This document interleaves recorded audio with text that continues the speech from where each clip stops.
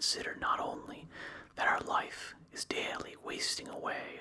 and a smaller part of it is left, but another thing also must be taken into the account, that if a man should live longer, it is quite uncertain whether the understanding will still continue sufficient for the comprehension of things, and retain the power of contemplation which strives to acquire the knowledge of the divine and the human. For if he shall begin to fall into dotage, perspiration and nutrition, and imagination and appetite, and whatever else there is of the kind, will not fail, but the power of making use of ourselves, and filling up the measure of our duty, and clearly separating all appearances, and considering whether a man should now depart from life, and whatever else of the kind absolutely requires a disciplined reason, all this is already extinguished. We must make haste then, not only because we are daily nearer to death, but also because the conception of things and the understanding of them cease first. We ought to observe also that even the things which follow after the things which are produced according to nature contain something pleasing and attractive. For instance, when bread is baked, some parts are split at the surface, and these parts which thus open and have a certain fashion contrary to the purpose of the baker's art are beautiful in a manner, and in a peculiar way excite a desire for eating. And again, figs, when they are quite ripe, gape open, and in the ripe olives the very circumstance of their being near to rottenness adds a peculiar beauty to the fruit. And the ears of corn bending down, and the lion's eyebrows, and the foam which flows from the mouth of wild boars, and many other things, though they are far from being beautiful, if a man should examine them severally, still, because they are consequent upon the things which are formed by nature, help to adorn them, and they please the mind, so that if a man should have a feeling and deeper insight with respect to the things which are produced in the universe, there is hardly one of those which follow by way of consequence, which will not seem to him to be in a manner disposed so as to give pleasure. And so he will see even the real gaping jaws of wild beasts with no less pleasure than those which painters and sculptors show by imitation. And in an old woman and an old man he will be able to see a certain maturity and comeliness, and the attractive loveliness of young persons he will be able to look on with chaste eyes, and many such things will present themselves, not pleasing to every man, but to him only who has become truly familiar with nature and her works. Hippocrates, after curing many diseases himself, fell sick and died. The Chaldea foretold the deaths of many, and then fate caught them too. Alexander and Pompeius and Caius Caesar, after so often completely destroying whole cities, and in battle cutting to pieces many tens of thousands of cavalry and infantry, themselves too at last departed from life. Heraclitus, after so many speculations on the conflagration of the universe, was filled with water internally, and died smeared all over with mud. And lice destroyed Democritus, and other lice killed Socrates. What means all this? Thou hast embarked, thou hast made the voyage, thou art come to shore. Get out. If indeed to another life there is no want of gods, not even there, but if to a state without sensation thou wilt cease to be held by pains and pleasures, and to be a slave to the vessel, which is as much inferior as that which serves it is superior. For the one is intelligence and deity, the other is earth and corruption. Do not waste the remainder of thy life in thoughts about others, when thou dost not refer thy thoughts to some object of common utility. For thou losest the opportunity of doing something else when thou hast such thoughts as these. What is such a person doing? And why? And what is he saying? And what is he thinking of? And what is he contriving? Whatever else of the kind makes us wander away from the observation of our own ruling power. We ought then to check in the series of our thoughts everything that is without a purpose and useless, but most of all the over-curious feeling and the malignant. And a man should use himself to think of those things only about which if one should suddenly ask, "What hast thou now in thy thoughts?" with perfect openness, thou mightest immediately answer, "This or that," so that from thy words it should be plain that everything in thee is simple and benevolent, and such as befits a social animal, and one that cares not for thoughts about pleasure or sensual enjoyments at all, nor has any rivalry or envy and suspicion or anything else for which thou wouldst blush if thou shouldst say that thou hadst it in thy mind. For the man who is such, and no longer delays being among the number of the best, is like a priest and minister of the gods, using too the deity which is planted within him, which makes the man uncontaminated by pleasure, unharmed by any pain, untouched by any insult, feeling no wrong, a fighter in the noblest fight, one who cannot be overpowered by any passion, died deep with justice, accepting with all his soul everything which happens, and is assigned to him as his portion, and not often, nor yet without great necessity, and for the general interest, imagining what another says or does or thinks, for it is only what belongs to himself that he makes the matter for his activity, and he constantly thinks of that which is allotted to himself out of the sum total of things, and he makes his own acts fair, and he is persuaded that his own portion is good, for the lot which is assigned to each man is carried along with him, and carries him along with it. And he remembers also that every rational animal is his kinsman, and that to care for all men is according to man's nature, and a man should hold on to the opinion not of all, but of those only who confessedly live according to nature. But as to those who live not so, he always bears in mind what kind of men they are, both at home and from home,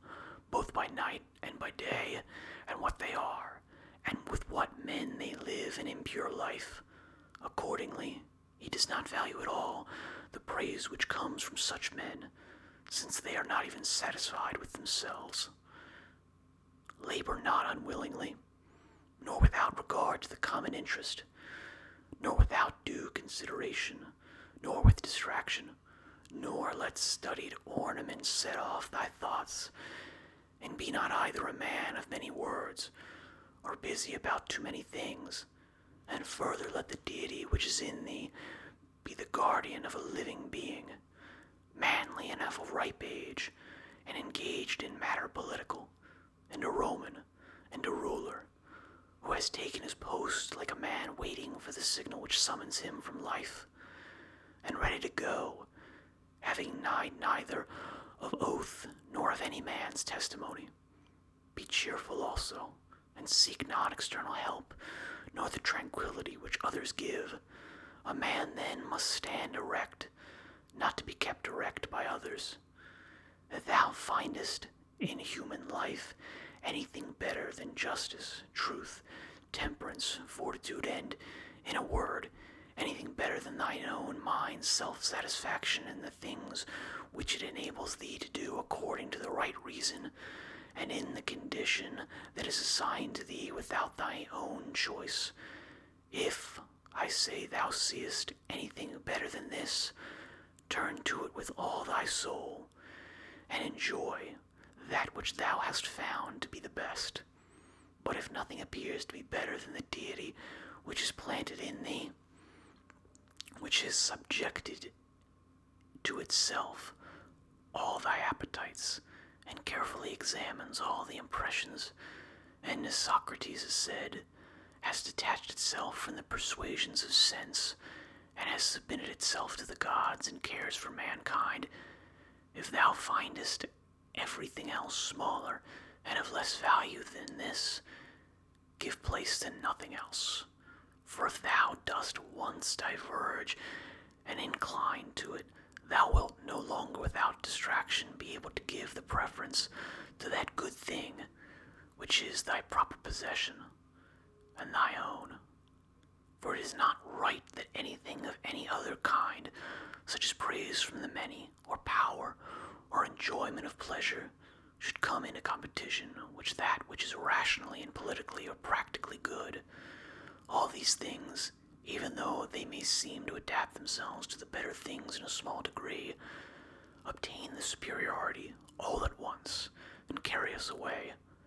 But do thou, I say, simply and freely choose the better, and hold to it. But that which is useful is the better. Well, then, if it is useful to thee as a rational being, keep to it. But if it is only useful to thee as an animal, say so,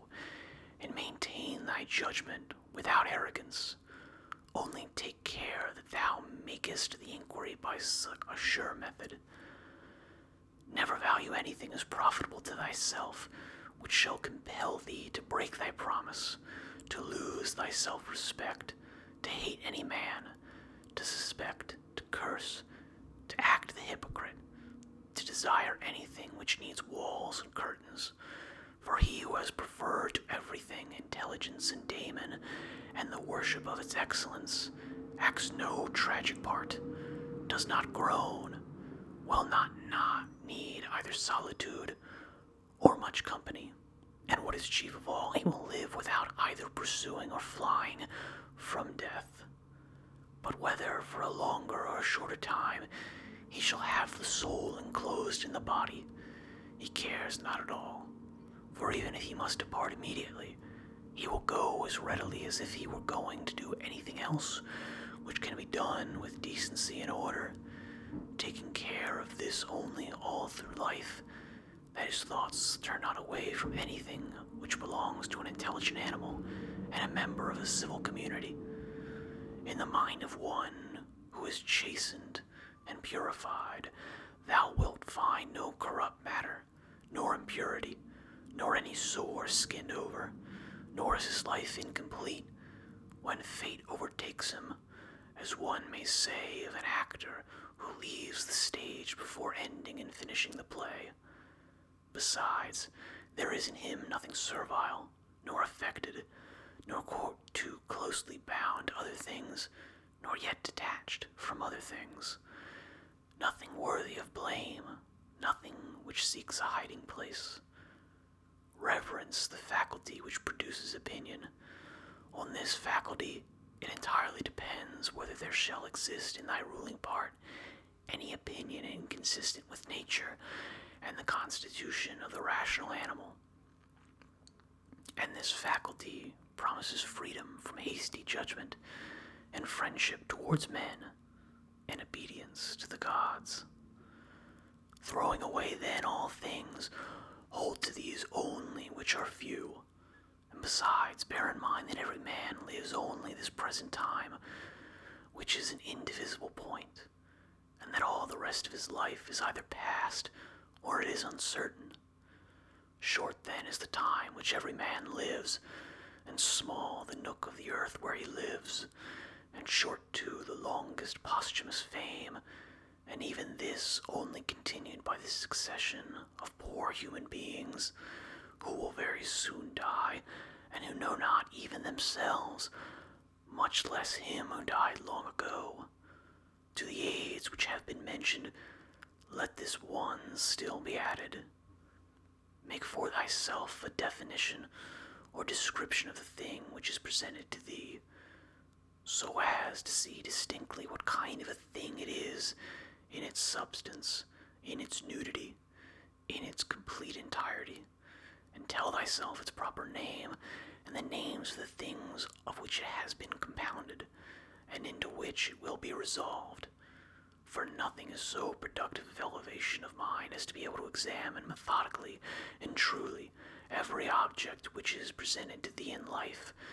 and always to look at things so as to see at the same time what kind of universe this is, and what kind of use everything performs in it, and what value everything has with reference to the whole, and what with reference to man, who is a citizen of the highest city, of which all other cities are like families, what each thing is, and of which it is composed, and how long it is the nature of this thing to endure which now makes an impression on me, and what virtue I have need of it with respect to it, such as gentleness, manliness, truth, fidelity, simplicity, contentment, and the rest. Wherefore on every occasion a man should say, this comes from God, and this is according to the apportionment and the spinning of the thread of destiny, and such like coincidence and chance, and this is from one of the same stock, and a kinsman and partner, one who knows not, however, what is according to his nature. But I know. For this reason I behave towards him according to the natural law of fellowship with benevolence and justice. At the same time, however, in things indifferent, I attempt to ascertain the value of each. If thou workest at that which is before thee, following right reason seriously, vigorously, calmly, without allowing anything else to distract thee, but keeping thy divine part pure, as if thou shouldst be bound to give it back immediately, if thou holdest to this, expecting nothing, fearing nothing, but satisfied with thy present activity according to nature, and with heroic truth in every word and sound which thou utterest, thou wilt live happy, and there is no man who is able to prevent this. As physicians have always their instruments and knives ready for cases which suddenly require their skill, so do thou hast principles ready for the understanding of things divine and human, and for doing everything, even the smallest, with a recollection of the bond which unites the divine and human to one another. For neither wilt thou do anything well which pertains to man without at the same time having a reference to things divine, nor the contrary. No longer wander at hazard, for neither wilt thou read thy own memoirs, nor the acts of the ancient Romans and Hellenes, and the selections from books which thou wast reserving for thy old age. Hasten then to the end which thou hast before thee, and throwing away idle hopes, come to thy own aid, if thou carest at all for thyself, while it is in thy power. They know not how many things are signified by the words stealing, sowing, buying, keeping quiet, seeing what ought to be done, for this is not affected by the eyes, but by another kind of vision.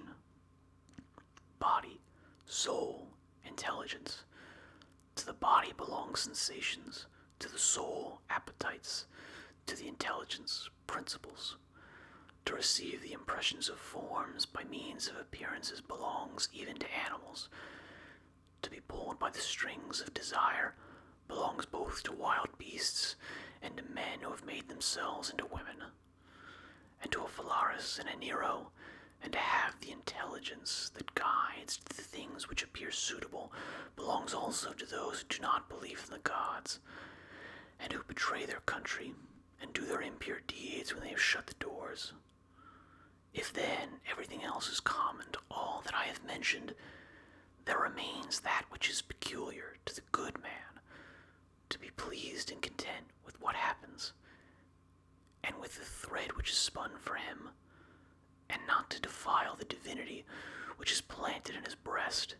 nor disturb it by a crowd of images, but to preserve it tranquil, following it obediently as a god, neither saying anything contrary to the truth,